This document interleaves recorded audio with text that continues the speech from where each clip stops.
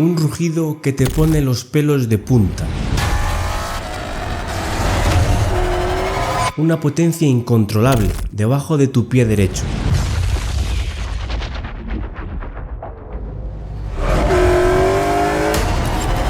...60 años de historia y un caballo galopando en el volante.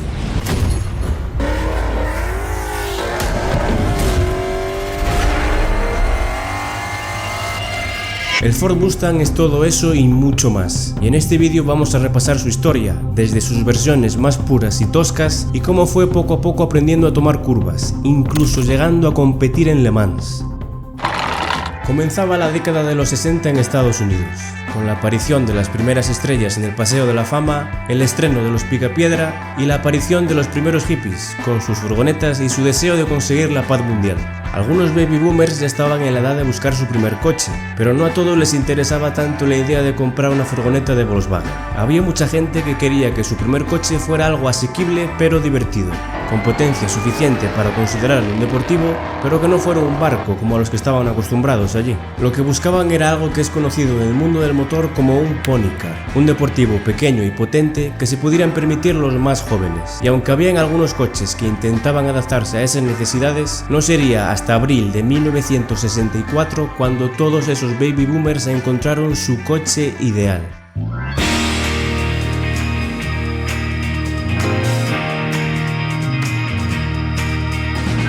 La primera generación del Ford Mustang fue un completo éxito desde el inicio.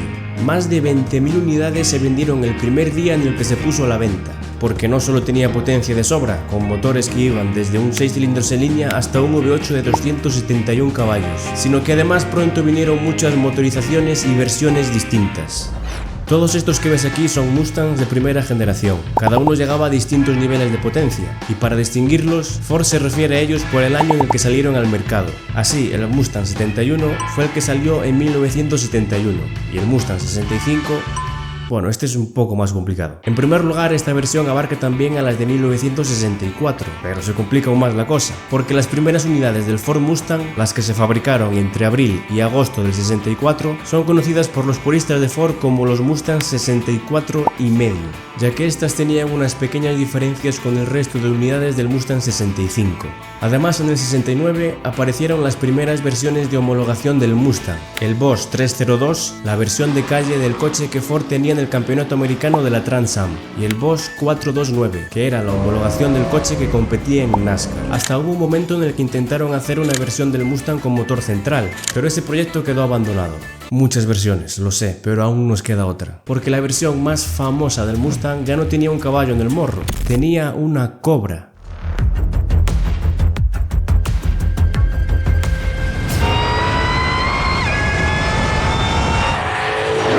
Esta versión se merece un vídeo aparte, así que por ahora vamos a centrarnos más en las versiones con el caballo.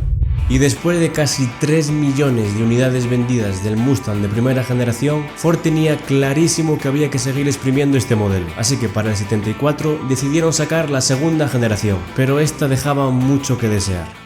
Para empezar, estaba basado en el chasis del Ford Pinto, sí, ese coche que explotaba si le dabas un golpe por detrás.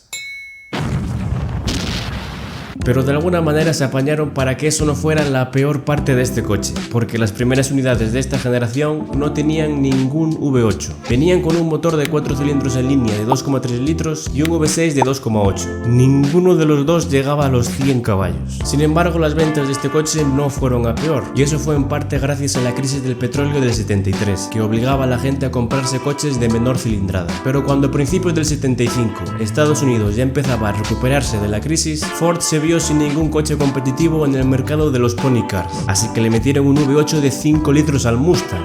5 litros y 8 cilindros, y el motor solo sacaba 140 caballos. Esta era una generación para olvidar, así que para el 79 Ford hizo borrón y cuenta nueva y lanzó la tercera generación. Con sus 14 años de vida, la tercera generación del Mustang es, a día de hoy, la que más tiempo estuvo en el mercado. La potencia mejoraba, pero aún conservaba el motor de 4 cilindros, que esta vez ofrecían también con un turbo que lo llevaba a los 130 caballos. Y las buenas noticias eran que consiguieron llevar el V8 del Mustang GT a los 228 caballos. Las malas noticias eran que ahora esos coches también los tenía la policía.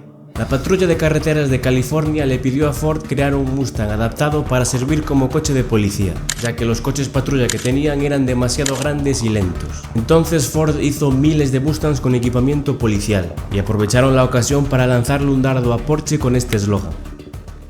En el 87 tuvo un restyling que le daba un aspecto muy europeo y que le quitaba el caballo por la insignia de Ford. El nuevo diseño se veía bien, pero el coche se estaba acercando peligrosamente a la estética del Ford Sierra. Así que para la siguiente generación, Ford decidió recuperar el caballo y abandonar el motor de 4 cilindros.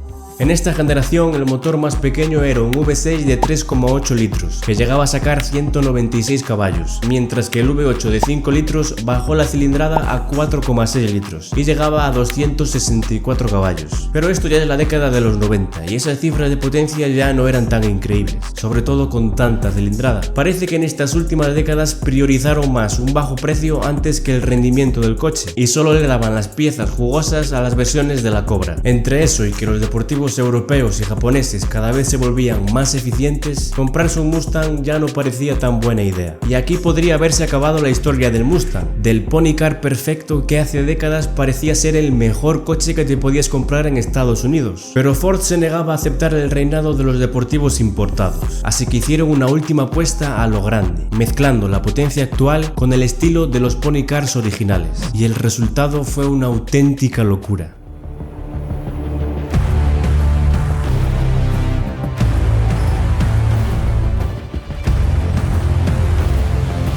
Al V6 lo empujaron por encima de los 200 caballos y el V8 de 4,6 litros rompió la barrera de los 300 caballos. Este coche supuso un impacto tan grande en el mundo del motor americano que hasta Dodge y Chevrolet, que habían descontinuado sus muscle cars, volvieron al mercado con nuevas generaciones del Challenger y el Camaro.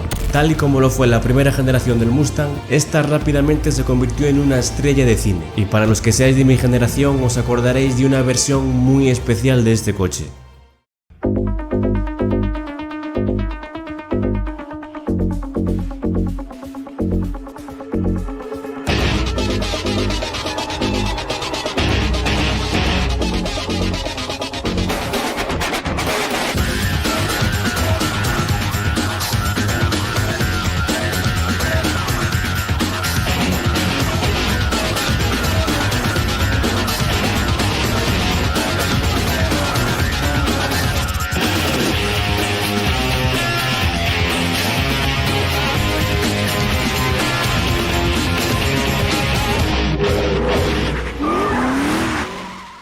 Llevaba todo el vídeo esperando esta parte. Pero cuando los nuevos Challenger y Camaro salieron al mercado como respuesta a este bicho, Ford lanzó en 2010 un restyling de la quinta generación del Mustang que aún era más bicho. Ahora era el V6 el que rompía la barrera de los 300 caballos y el V8 recuperó los 5 litros de cilindrada para llegar a los 412 caballos. Este también tuvo su momento de fama cuando salió en la película de Need for Speed.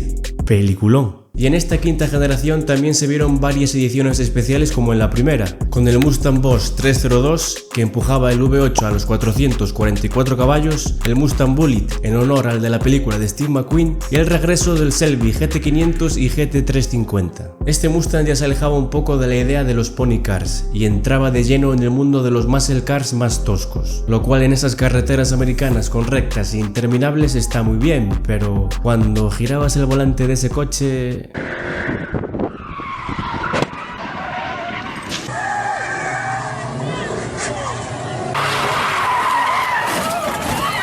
Al coche no le gustaban las curvas, y eso en parte se debía a que tenía un eje trasero rígido, era literalmente un hierro uniendo las dos ruedas, así que para la siguiente generación decidieron empezar por arreglar ese problema.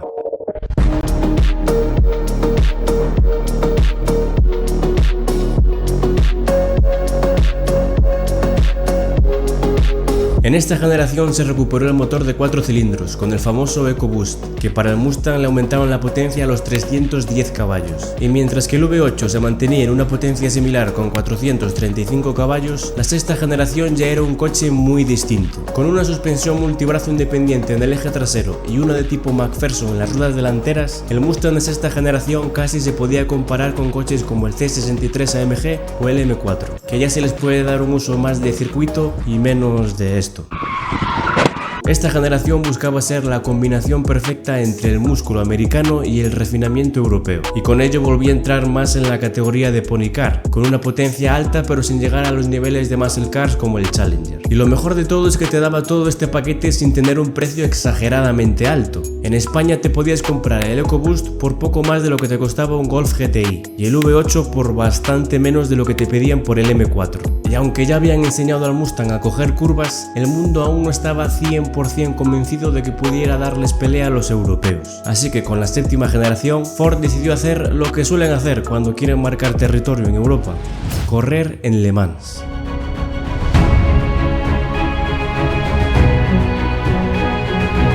Por primera vez un Mustang entra en la categoría de los GT3 en este año 2024, peleando con coches como el Lamborghini Huracán, el Ferrari 296 o el mismísimo Porsche 911. Está basado en la edición especial del Mustang de séptima generación llamada Dark Horse, que empuja ese V8 de 5 litros a los 500 caballos. Pero ojo, que esta no es la versión de homologación del Mustang GT3, esa es el Mustang GTD, que monta un V8 de 5,2 litros sobrealimentado que pasa los 800 caballos.